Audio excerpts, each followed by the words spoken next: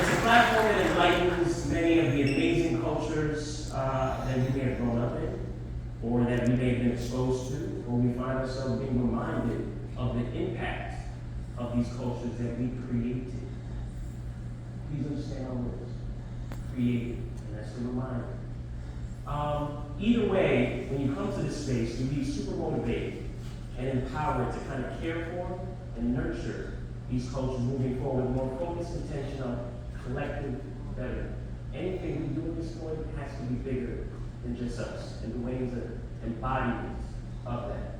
This is obviously my shameless plug for everybody to subscribe, follow, listen. No, we doing this. Multiple times, you're here for a reason. And I can't do this by myself. So subscribe, follow, share, listen, do all the things. Because at the end of the day, I believe this is an amazing tool, an amazing tool.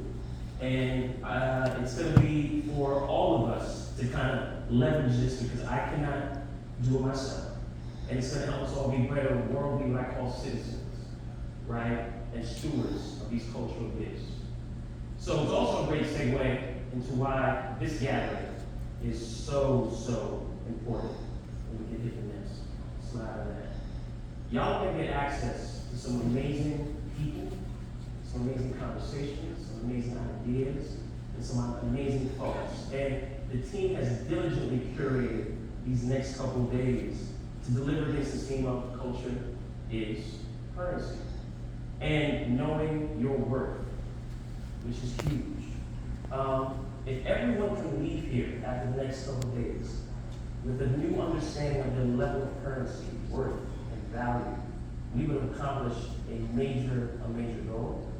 And that goal and that value is something that it's not just going to be beneficial for you. It's not just about you, but the many who are going to come thereafter. So this is significant, not just for you, but for all the doors and people that this is going to benefit thereafter. This is also a homecoming of sorts, I've been told, right? I said this is also a homecoming.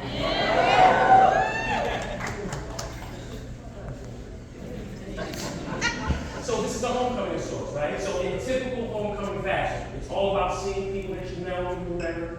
It's also about meeting new people. So right now, I just want you to do a little turnaround. See if there's somebody you don't know. Just introduce yourself. See if you don't know. I love that. I love that.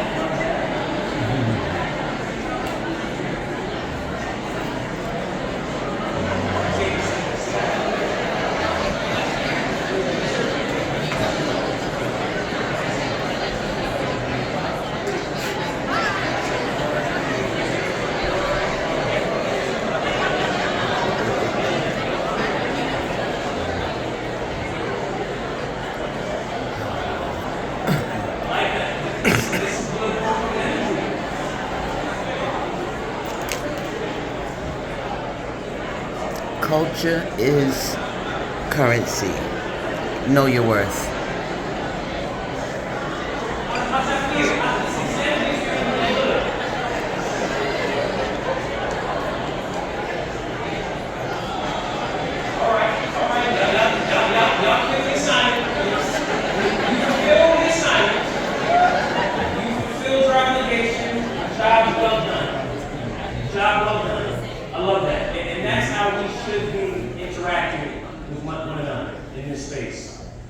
Some housekeeping. Over the next couple of days, we're going to have a jam-packed agenda schedule that everyone should receive in your booklets. You got the physical agendas. Anybody who doesn't have that, just raise your hand. Somebody will come up, and I think every one of you should have had that already in the booklet, which is great.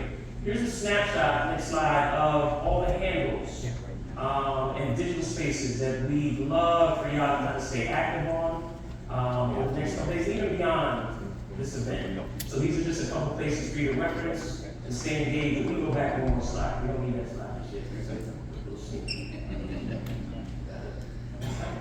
But to understand your currency, sometimes you have to go back to the core at the beginning, which may require you to tap into some of the pioneers in this center of what has kind of helped bring us to where we are today. And we had that opportunity today, which is great. We're our first keynote speaker. Yes, hip hop, obviously, I mean, I said hip hop. It's a big anniversary, we have this on spirit just on an everyday basis, as we should. So, hip hop obviously plays a significant role in shaping culture. That goes without saying.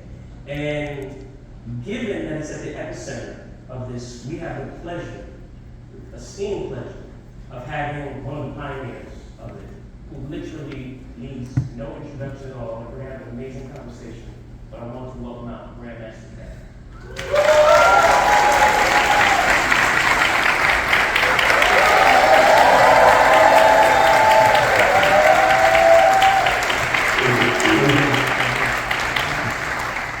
So firstly, thank you.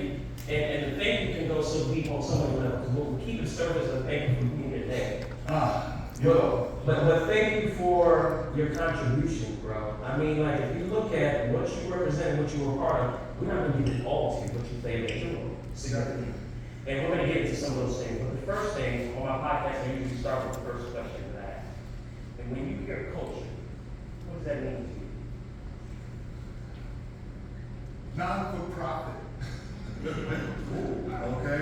When I hear the word culture, the immediate, I think non-for-profit is something that you do naturally without looking what you're going to get from it, without monetary gain. It's just things that we do innately. These things that are inside of it. That's what culture is to me, and that's what breeds culture. It's funny, when people, sometimes they ask me that question now, and I give the same thing that you kind of alluded to, where I make a correlation that's kind of like breathing. Breathing, at times we all do it naturally, right? It just kind of happens. But if you find an instance where there's this level of joy, your breathing and your heart rate changes, right? You're exhilarated, you're in this amazing space. But then you also have your breathing gets very altered when you might have some tension, adversity. If things are going on, your breathing gets shorter. And that can be a toxic type of reaction. Definitely. So culture can be in any one of those areas or spectrum. So I love that you gave that breakdown of it, because I strongly believe in that as well, and how much it's the heartbeat of everything that we do. Yeah, I mean, even breathing, I mean, it's natural. It just happens naturally, and we get so many benefits from breathing, like life. But there's also instances where breathing can be detrimental too. Like you have asthma, you go into a place where you not producing air is not right. That can be detrimental as well. So culture is the same way. I mean, depending on how you use it. And so, message, we're all very responsible to the cultures we contribute to and we're part of. Do you understand that, son? So your essence is part of contributing, and that can be on the good or the bad. So these are some of the responsibilities we have when we work in any groups, literally or figuratively, that we have to be very cognizant of. And so now, listen, your history. I mean, in 1980, you became part of Cold Yeah. who then became one of the most influential groups in hip hop history, to say the least. What was the initial thought for y'all and yourselves in this group and in this space and genre that wasn't even fully defined as a thing yet? In the early days of hip hop, it was more group orientated. Just like the 50s where doo-wop groups, guys get together, sing on the corner and harmonies. The same sensibility was going on in hip hop in the early days. So I gravitated toward that sensibility and got with a bunch of other guys and figured that I think we would be more powerful as a group than me just as one individual. And a lot of other people felt the same way. So the group mentality existed early in hip hop, and the goal was just to be the best group, to be the top crew out there, to be the most heralded. When you look at the street cred, back then, it wasn't lofty ambitions that we had, riches. We weren't out for riches or reference. No, basically it was just, it was credibility to be able to walk down the street and say, yeah, that's the dudes right there. So good. And in pioneer, you consistently have been a pioneer of things. And so in the pioneer theme, you are literally like hip hop's first ghostwriter, which is something I did not know and that I learned with writing the lyrics to hip hop's first hit song, Rappers Delight. But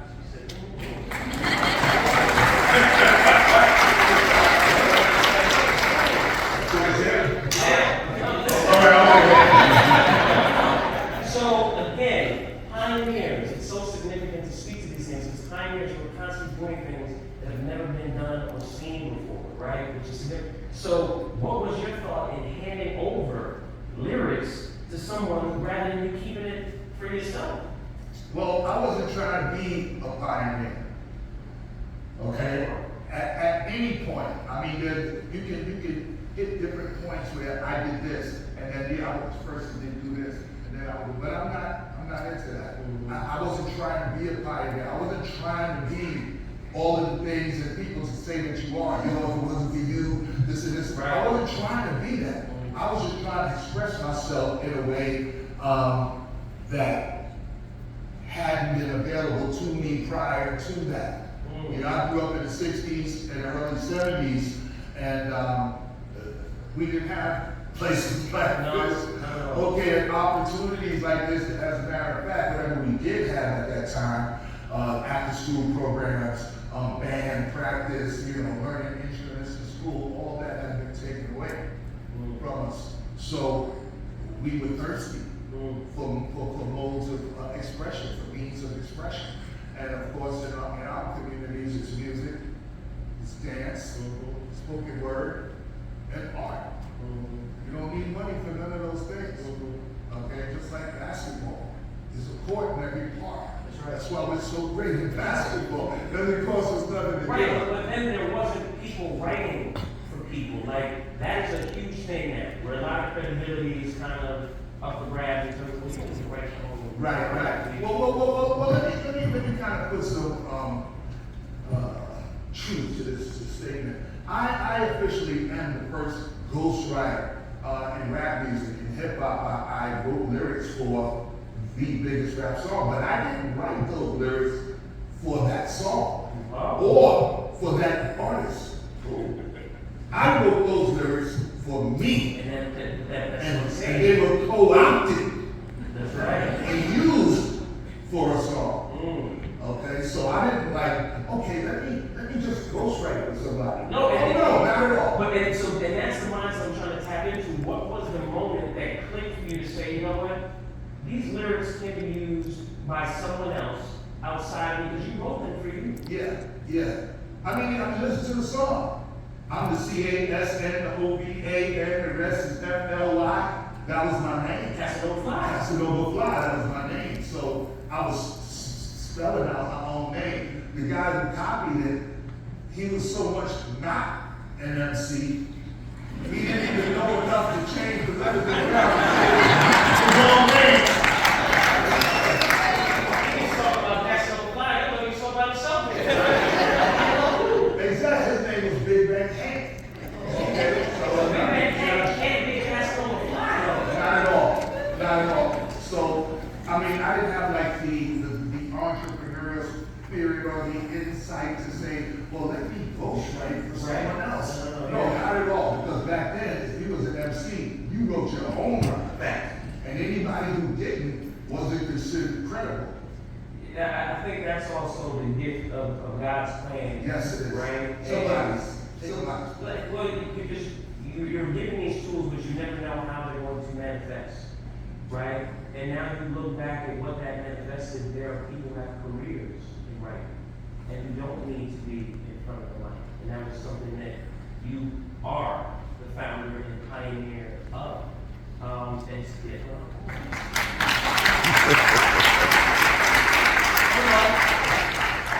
I'm also the founder and pioneer of not getting paid. Let's not forget that. Right? So I think that's an amazing segue to overcharging niggas for what they did.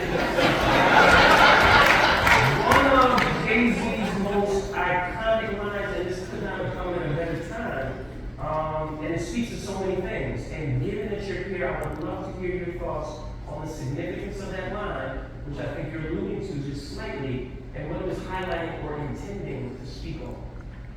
Okay, I haven't spoken to Jay-Z personally. Okay. All right, as far as what he meant when he said that.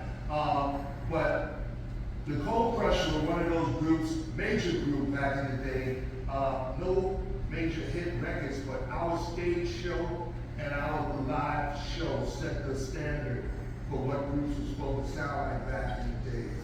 And the fact that we never succeeded commercially in hip hop would usually, you'd be forgotten by now.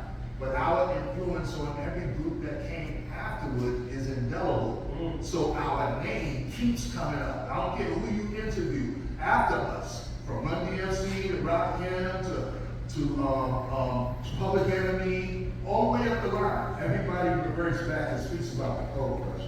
And I think that's because we did this for the love of doing this. You know that there's a line, I once referenced it, that I heard the other day where, pioneers get slaughtered and the settlers prosper. Oh yeah. Oh Which yeah. is, as I'm listening to you speak, and the first thing you said when you were like, look, I'm also a pioneer and I get paid. It's like the depth of what you said right there, was what it is that you opened up for so many. It very much aligns with that statement. Definitely. When Jay-Z said I'm overcharging, he said, record companies, the industry is shady. Yeah. It needs to be taken over. I'm overcharging niggas for what they did to the Cold Crush. Now the Cold Crush is my group back in the day. We never got our just due, so to speak. So I think that's what Jay-Z was alluding to. The fact that he was robbing from the rich in the name of the poor. Okay? Now, Robin Hood robbed from the rich to give to the poor. Jay-Z is robbing you and keeping it. Wow. Basically, so when people ask me, well, what do you think about Jay-Z's line about it? Yeah, he robbed the rich in the name of the poor. I think it was a clever line, and he used us as the, the example. Yeah, so, with that, I think ownership plays a big part of your ability to create more cultural currency. And it's my hope that you would have been getting some sort of residuals, royalties, something from what you've done. With this next generation of artists and leaders, what key learning would you share with them in hopes that they don't fall in the same sort of situation that you may have come out of? Well, you know what? You would think that after years and so many examples of artists, and not just hip hop artists, but music artists being ripped off by record companies and publishers and all that other thing, that we would learn from prior generations. But the same thing keeps happening over and over and over again. We keep falling for the same thing. We keep signing contracts without having lawyers look at them, because there's so many people that want to get into the entertainment business. So if you want to take a long time to look at this contract, I'll just give it to him. He'll sign it right away. Okay, and we can get this going. And that's the mentality that has always permeated the industry, and it trickles down to people. So if you aren't educated as far as your worth, okay, in the music business or any other business, okay, then you'll just sign away basically everything. And it's still happening to this day, even with the lessons. Which is crazy to hear. I think Cora is your partner. My wife, Your manager, and partner. All things. Celebrating 27 years of marriage today.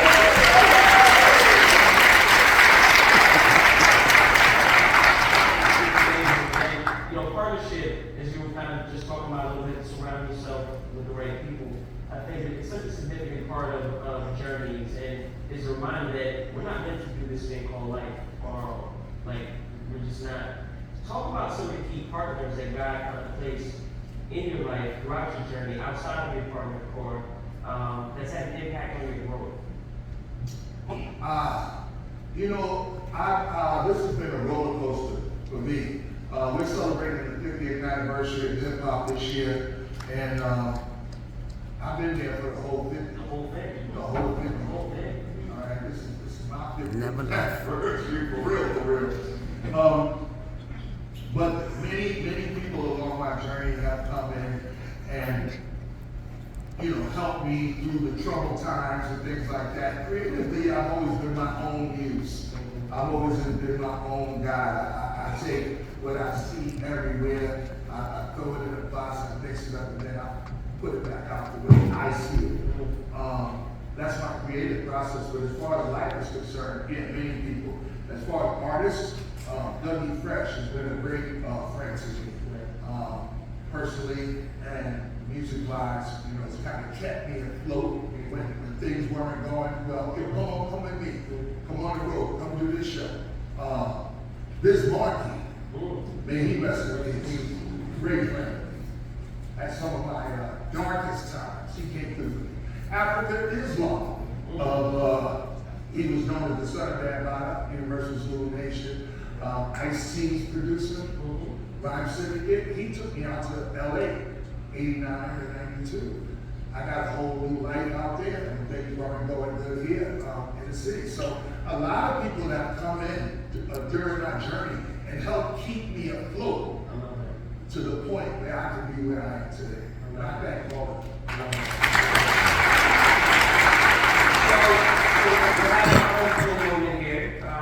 Many people have come contributed to the prominence of this footwear industry. What's your connection to footwear culture? Because I got a little glimpse when we were on a call the other day, you got all these shoes in the background, 97s and all these things. But when and what does it mean to you? When did it click and what does it mean to you, footwear culture? I'm a sneaker pimp. Oh. Okay, that's what they used to call us back in the day. Today we call us connoisseurs, sneakerheads, whatever. But I'm a sneaker pimp ever since I was a kid. You know what I mean? When I have to, I'll put on some shoes. Other than that, straight sneaker pimp. And when I grew up in the Bronx during the 60s and 70s, and one of the only things that you had as something to say that you were or anything was how you looked. That's right. You know what I mean? Good look. And now, money wasn't flowing like that back then, but Mom made sure that I was fresh. You know what I mean? Exactly. And then when I was in college, I made sure I was fresh. I got teased when I was in junior high school because I grew up going to Catholic school. I went to St. Philip and James Catholic school in the Bronx from 4th grade to 7th grade. And then when I came out to go to junior high school, I was like, now I can dress. Yeah. I can wear all the things that I like. And also you changed your whole posture. And so guess what I did? I bought all the clothes that I liked, and I put them all on together. And I think that's part of your currency, right? I had purple Converses, I had some blue and white checkered pants, I had a red, white, and blue patterned shirt, I had a blue velvet Applejack. The same day. The same day. I went to school, you couldn't tell me I wasn't that dude. You know? Luckily, I met a friend, his name is Timothy Allen, he was like, yo, you can't wear all this stuff. Thank you, Timothy. Thank you for Timothy. I thank him so much. He's one of those people who put me on the path to cool. I love it. Look, man, I sincerely can't thank enough for your contributions. I know that is nowhere near the recognition that you should get and have. However, I think I can speak for many that your contribution has allowed for a room like this to be filled with people that look like us with wide open eyes of opportunity and what's possible based off of the seed that you planted. So I cannot say enough how much you mean and how grateful we are for you. Grateful.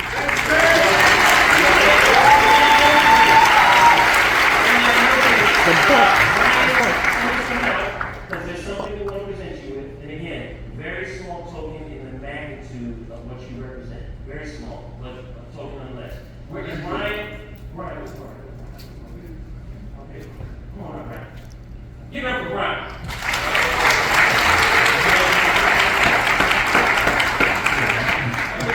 Stand up.